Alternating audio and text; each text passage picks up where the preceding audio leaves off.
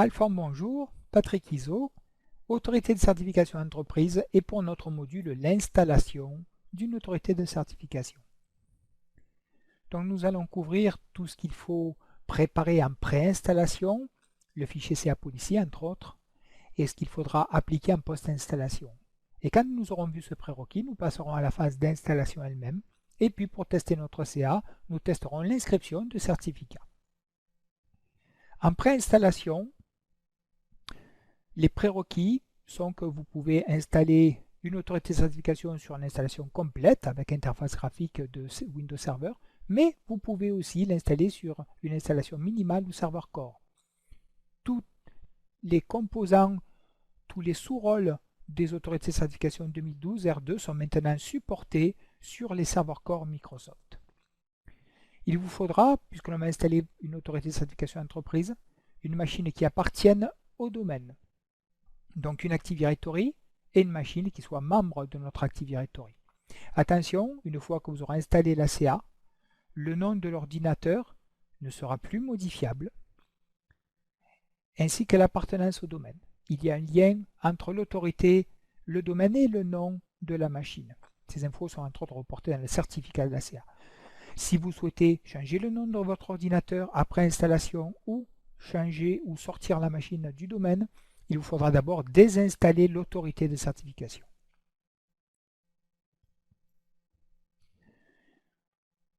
Il faudra également décider du choix du fournisseur de services de chiffrement cryptographique. C'est un compromis entre vitesse de chiffrement et sécurité. Attention aussi lorsque vous ferez ce choix à vérifier la compatibilité avec vos applications. Est-ce que vos applications vont supporter certains fournisseurs de services, certains algorithmes par exemple, mathématiques, et également avec votre matériel, si vous avez des routeurs qui doivent demander des certificats ou autres par exemple, est-ce que le matériel va aussi supporter vos fournisseurs de cryptographie. Parmi les fournisseurs, ceux qui seront précédés d'un caractère dièse sont les nouveaux fournisseurs de cryptographie, les fournisseurs CNG pour cryptographie Next Génération, qui fournissent des algorithmes complexes et beaucoup plus robustes, mais attention, peut-être pas supportés encore par toutes les applis ou par tous les matériels. Il faudra décider aussi de la clé que vous attribuerez à votre CA. Est-ce que il s'agit de la clé du certificat autodélivré par la CA à elle-même. Est-ce que cette clé sera de 2024, 2048 ou 4096? En règle générale, on pourrait conseiller une clé de 4096 pour la CA. Une clé de 2048 peut aussi suffire, pas moins. Il s'agira de la taille de la clé de votre CA. Et pour terminer, vous déciderez aussi, très important, de la durée de vie du certificat de la CA. Attention, à l'expiration de cette durée de vie, il faudra renouveler le certificat de la CA. Si vous ne le faites pas, votre CA expire. Tous les certificats délivrés par la CA expirent également. L'un des prérequis va être le fichier capolicy.inf. Ce fichier contient les paramètres de configuration de l'autorité qui sont appliqués directement à l'installation et également lors du renouvellement du certificat de l'autorité. Ces paramètres doivent être stockés dans ce fichier parce qu'ils ne peuvent pas être renseignés par l'interface graphique de configuration. Donc le seul moyen pour renseigner certains paramètres à l'install sera de les faire passer par le fichier capolicy.inf. Ce fichier va contenir une première section qui authentifie le système d'exploitation. C'est la même section quel que soit l'OS sur lequel vous installez. Et vous aurez d'autres sections supplémentaires. À titre d'exemple, nous implémenterons la section CERT SRV Server qui indique lors du processus de renouvellement du certificat et des clés de votre CA, quelle sera la taille des clés de renouvellement, 2048, quelle sera la période de validité du nouveau certificat renouvelé, 20 ans. Ce fichier, une fois créé, qui est un simple fichier texte avec l'extension .inf, devra être placé dans le dossier système, le dossier Windows d'installation. En tâche de post-installation, certains paramètres seront appliqués pour paramétrer, finaliser le paramétrage de la CA. Nous les appliquerons à l'aide de l'utilitaire certutil. C'est une commande en ligne de commande. Nous appliquerons par exemple un certutile pour changer la période et l'unité de période de distribution des listes de révocation. Nous fixerons cela à 3 jours. Nous verrons un peu plus en détail ou complètement en détail ce qu'est une liste de révocation dans les modules suivants. Mais dès l'instant, nous changerons déjà la période de validation de déploiement de ces listes de révocation à 3 jours. Nous activerons aussi l'audit sur l'ACA. 127 indique que l'on audite tous les événements sur l'ACA. Et ça sera fait également par une commande certutile de post-installation. Et nous publierons une première liste de révocation. Là aussi, nous reviendrons plus tard sur la liste de révocation, mais il faut publier immédiatement une première liste de révocation pour que votre CA soit opérationnel. C'est une tâche de post-installation obligatoire. Et ensuite, nous personnaliserons nos premiers modèles de certificats. Choisir les modèles de certificats que peut délivrer la CA et les personnaliser. Lorsque ça sera fait, il nous restera à tester l'inscription d'un certificat. Nous le ferons d'abord de manière manuelle par une MMC certificat pour voir si notre CA est bien apte à délivrer manuellement des certificats. Et puis nous terminerons par une tâche essentielle qui va être de sauvegarder et de restaurer notre activité, notre autorité de certification. En cas de crash, je pourrais ainsi avoir un plan de récupération automatique de ma CA. Passons maintenant à l'application pratique, l'implémentation d'une autorité de certification Racine Entreprise. Nous allons utiliser 3 machines. S1, qui sera notre contrôleur de domaine pour le domaine Corplan. Corplan est le nom que j'ai donné au domaine de test ici. S2, qui sera le serveur sur lequel nous allons implémenter l'autorité de certification entreprise. Et puis un client Windows 8.11 depuis lequel nous ferons un essai de demande et d'obtention de certificats.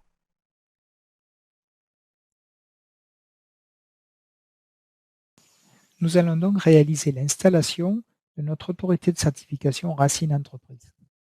Pour ça, 3 machines. Une machine S1 qui fait partie du domaine Corplan, et c'est un tout petit peu normal puisque c'est notre contrôleur de domaine, on le voit ici pour notre Active Directory Corplan.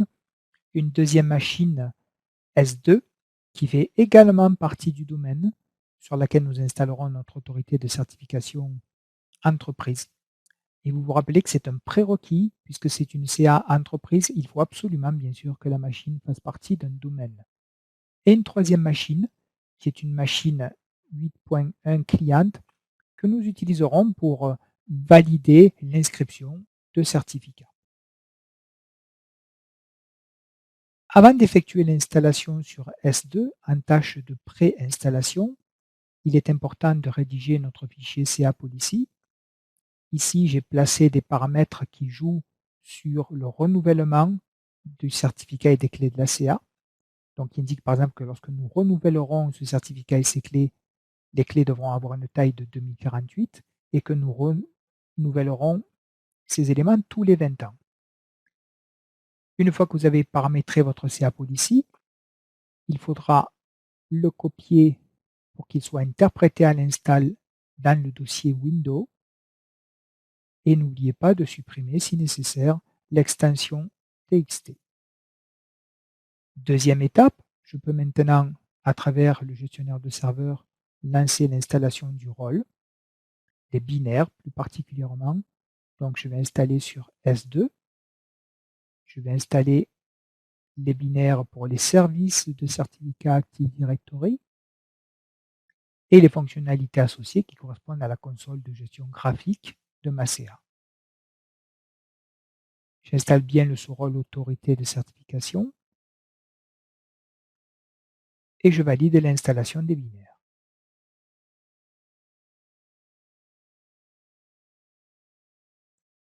C'est fait. Passons donc maintenant à la troisième étape, la configuration des services de certificat.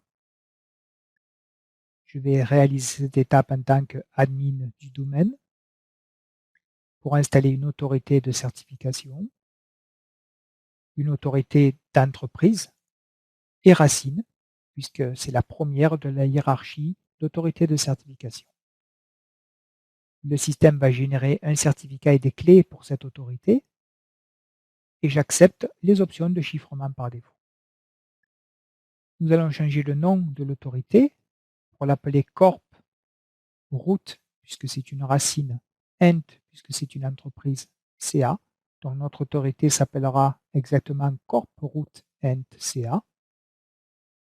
Nous lui donnerons une durée de validité de 20 ans.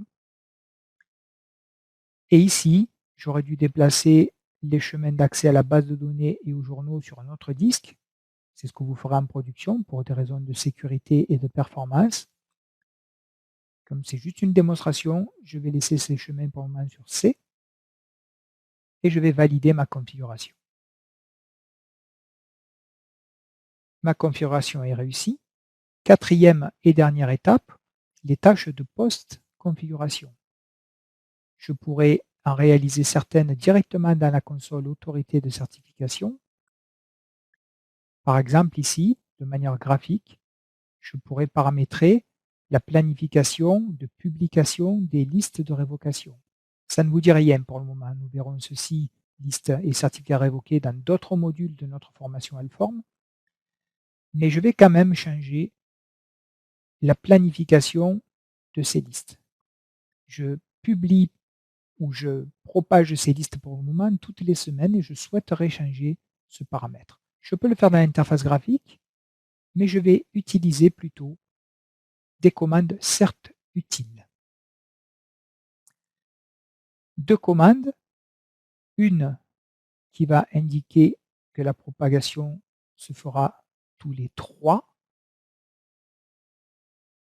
C'est fait. Alors tous les 3 quoi? Tous les 3 jours. Donc une deuxième commande certes utile pour préciser l'unité. C'est OK. Et je vais rajouter une troisième commande certes utile qui, elle, active l'audit sur mon autorité de certification. Cette commande-là, par contre, elle n'a aucun équivalent dans l'interface graphique. Vérifions si c'est bien appliqué.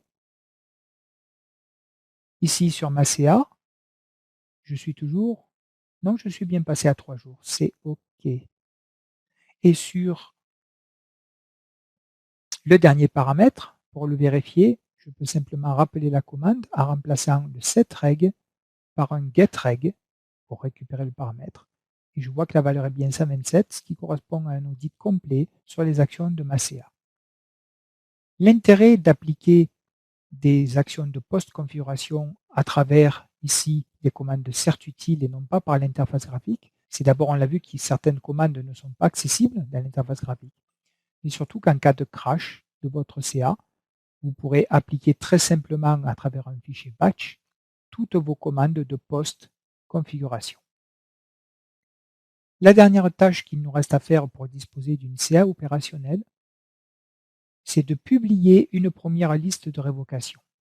Je n'ai pas pour le moment délivré de certificat, je n'ai pas pour le moment non plus révoqué de certificat, mais il faut quand même publier une première liste.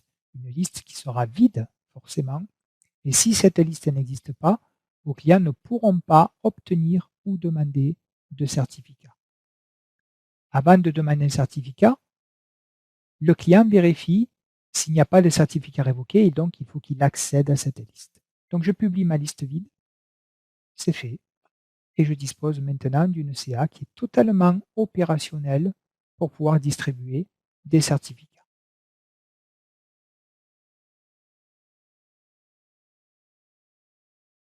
Passons maintenant depuis notre client au processus d'inscription de certificats.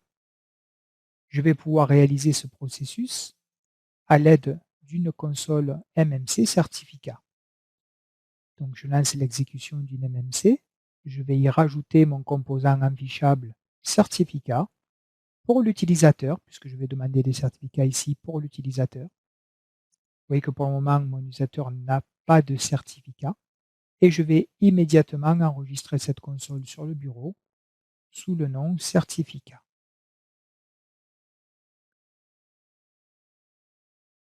Donc une simple console me permettra d'inscrire des certificats auprès de mon autorité de certification par bouton droit, toute tâche et demander un certificat.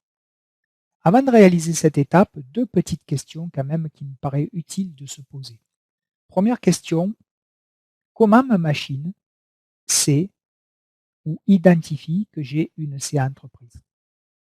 Donc la réponse est la suivante, ma machine saura qu'il existe une CA entreprise quand elle disposera du certificat de cette CA entreprise. Donc il faut que le certificat de la CA entreprise redescende sur ma machine, et là ma machine pourra dire OK, je vois qu'il y a bien une CA entreprise, je peux l'utiliser pour demander des certificats. Quand nous avons installé la CA ici, à l'installation, un certificat a été généré pour notre CA. On peut le voir dans les propriétés de la CA. Le certificat qui a été créé et généré avec la paire de clés associée, bien sûr, lors de l'installation. Je l'affiche. Il s'agit donc du certificat délivré à la CA par elle-même, avec une durée de vie de 2014 à 2034, donc bien de 20 ans, comme on le souhaitait. Il y a une clé privée que vous ne voyez pas ici, mais qui est stockée sur la machine, et une clé publique associée. Donc il faudrait redescendre ce certificat sur ma machine cliente pour qu'elle reconnaisse que la CA existe et est opérationnelle. Comment ce certificat va-t-il redescendre sur ma machine cliente? En fait, quand vous avez installé votre CA, ce certificat était stocké automatiquement dans Active Directory. Et le client va redescendre ce certificat automatiquement aussi, de façon transparente, depuis Active Directory. Donc allons voir où sont stockés les certificats DCA dans Active Directory. Je reviens pour ça sur mon serveur S1 et je vais récupérer le composant ADSI Edit et je vais me connecter à la partition configuration. Dans cette partition, en développant, je vais retrouver un conteneur service, puis Public Key Services. Donc on voit que l'on parle bien de clé publique, de PKI, et ensuite un conteneur Certification Authorities. Et ici, j'ai le certificat de ma CA. Donc le certificat de la CA est bien stocké dans Active Directory. Les clients le redescendront depuis cet emplacement. Point important à noter aussi, vous savez que la partition de configuration est une partition qui est répliquée au niveau de la forêt. Donc, ma CA sera visible par toutes les machines de ma forêt. Je vais revenir côté client et je vais vérifier si par AD j'ai récupéré ce certificat. Je peux vérifier ça dans un conteneur particulier qui s'appelle Autorité de certification racine et je devrais avoir le certificat de ma CA ici. Les certificats, vous voyez, sont des certificats de CA commercial, de CA public sur Internet, VeriSign par exemple. Mais je n'ai pas le certificat de ma CA. Il aurait dû redescendre au redémarrage, à l'ouverture de session. Si vous ne l'avez pas, ça n'est pas très problématique. Vous pouvez appliquer un GP Update /force pour avoir une actualisation de vos GPO. Et le GP Update va redescendre votre certificat d'autorité de certification. Mais une fois de plus, ce processus est automatique. Normalement, vous n'avez pas jamais à réaliser ce type de manip côté client. Vérifions, j'actualise mon conteneur. J'ai bien maintenant mon certificat de ma CA. Donc, on a répondu à la première question. Comment une machine reconnaît une autorité? Parce qu'elle a descendu le certificat de cette autorité. Comment? À travers l'Active Directory. Deuxième question, quand je vais demander un certificat, quels sont les modèles que je vais pouvoir demander? Quels sont les modèles disponibles sur l'autorité de certification? Certains sont déjà disponibles à l'installation de notre CA. Donc, si je repasse sur ma CA, j'ai un conteneur modèle de certificat. Et ici, je vais voir les modèles disponibles. Je pourrais demander par exemple un certificat pour l'utilisateur ou pour faire du cryptage EFS. Je vais demander un certificat pour le rôle d'utilisateur. Comment mon client va savoir quels sont les modèles disponibles? La réponse est la même. Donc si je repasse sur l'AD, vous voyez que j'ai un autre conteneur ici qui s'appelle Security Template, dans lequel j'ai tous mes modèles, dans le modèle utilisateur. Et donc mon client, en interrogeant l'AD, va savoir quels sont les modèles qu'il peut utiliser pour sa demande de certificat. Parfait. Donc nous avons tout ce qu'il faut maintenant pour pouvoir faire une première inscription de certificat. Bouton droit, toute tâche, demander un nouveau certificat. Les modèles disponibles sont récupérés depuis l'AD. Je vais me baser sur le modèle utilisateur. Et dans détail propriétés, je vous recommande d'associer systématiquement, quand vous demandez un certificat, un mot de passe, un nom convivial. Ici, je vais nommer mon certificat admin certif 01. Vous allez avoir très rapidement beaucoup de certificats sur votre machine. Comment repérer un certificat en particulier sur son nom convivial. Je lance l'inscription. Mon certificat est bien inscrit, l'opération a réussi. Je le vois ici dans mon magasin personnel de certificats. Je vois aussi, côté autorité de certification, qu'il apparaît dans le dossier certificat délivré. Et je vais vérifier ses propriétés. D'abord sur la machine. Donc c'est un certificat qui a été délivré à l'admin par ma CA pour une durée de vie d'1 an. J'ai une clé privée associée à ce certificat. J'ai aussi une clé publique. Il est basé sur le modèle utilisateur de la CA et je pourrais l'utiliser pour 3 rôles particuliers, pour faire du cryptage UFS, pour signer ou chiffrer mes mails, messagerie, ou pour authentifier mon utilisateur. Donc un peu particulier, mais nous y reviendrons. Ici, le certificat n'est pas associé à un rôle, mais à 3 utilisations, à 3 rôles possibles. Tout en bas, je vais retrouver également le nom convivial du certificat. Je peux vérifier les mêmes informations sur la CA en affichant les propriétés du certificat délivré.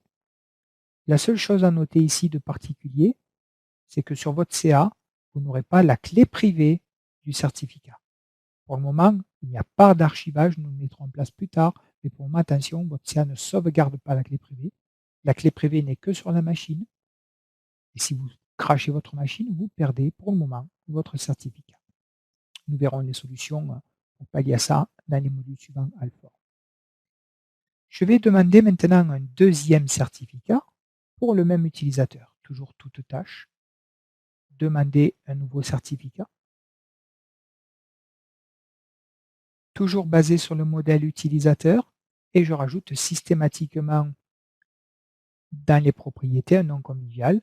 Je vais l'appeler cette fois-ci admin certif 02. Et ensuite, je demande à inscrire mon certificat. L'inscription, l'opération a réussi. Et vous voyez ici directement l'intérêt d'utiliser des noms conviviaux. J'ai 2 certificats, mais à l'aide du nom convivial, ici, je peux repérer très facilement le dernier certificat que je viens de délivrer, l'admin certif 02. Vérifions ses propriétés. Même chose, délivré à l'admin par la CA, durée de validité, clé privée, clé publique, le nom du modèle, l'utilisation des clés et tout en bas, le nom convivial. Ce certificat est bien sûr aussi dans le dossier certificat délivré si je l'actualise de ma CA.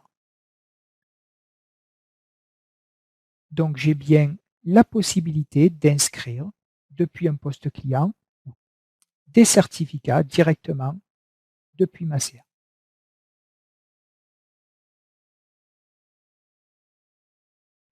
Nous avons couvert dans ce module les tâches de pré-installation de notre autorité de certification entreprise, entre autres le fichier capolicy.inf. Nous avons aussi détaillé les tâches de post-installation et ensuite, dans un exemple pratique, nous avons réalisé l'installation de notre autorité de certification entreprise. Et puis, nous avons testé la bonne inscription et le bon délivrement de certificats sur notre CA.